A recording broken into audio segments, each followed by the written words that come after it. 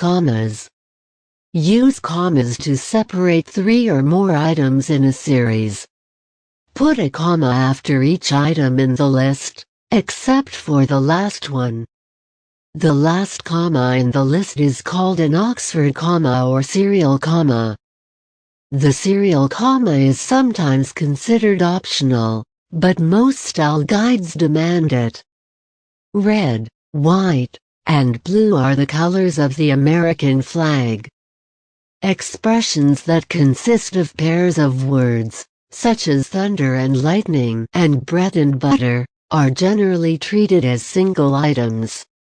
College costs typically include tuition, room and board, and textbooks. Example: the sentence lists 3 items in a series. Use commas after the first 2 items.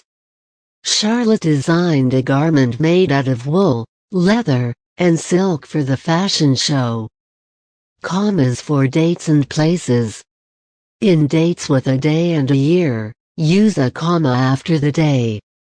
Also use a comma after the year unless the date ends the sentence. January 1, 2001, was the first day of this century. Mahatma Gandhi was born on October 2, 1869. When the name of a city is used with the name of its state or country, use a comma after the city. Also use a comma after the state or country unless it ends the sentence. Chicago, Illinois, is known as the Windy City. We've just booked our flight to Athens, Greece. Solution: the name of a city is used with the name of a state, so use a comma after the city.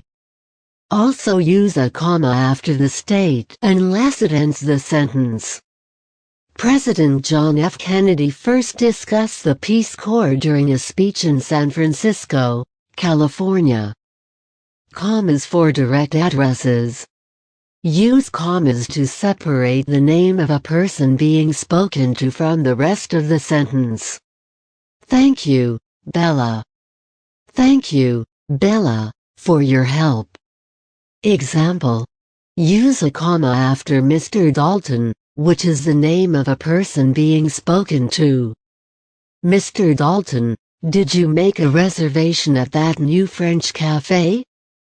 Commas for introductory elements. Use a comma after words like yes, no, well, and many others, when they are followed by a complete sentence. Yes, that sounds great. Use a comma after a phrase that appears before the subject of the sentence. During her trip to San Diego, Lauren visited the zoo. Use a comma after a mild interjection. Oh, what a stunning sunset! Example: use a comma after "oh," which is a mild interjection. Oh, I do not see the correction anywhere in the newspaper. Commas for compound and complex sentences. In a compound sentence, use a comma before the coordinating conjunction that joins the 2 independent clauses. Examples of coordinating conjunctions are and, or, but, and so. We saw a flash of lightning, and seconds later we heard the rumble of thunder. In a complex sentence, if a dependent clause comes before an independent clause, use a comma after the dependent clause. A dependent clause is one that starts with a subordinating conjunction, such as after, although, as, because, before, if, since, unless, until, when, or while. If she ever gets the chance, Terry would love to visit the Egyptian pyramids. Example: this is a compound sentence, so use a comma before the coordinating conjunction and, which joins the 2 independent clauses. The ballerina joined the New York City Ballet as an apprentice at 17, and she continued to dance with the company for years.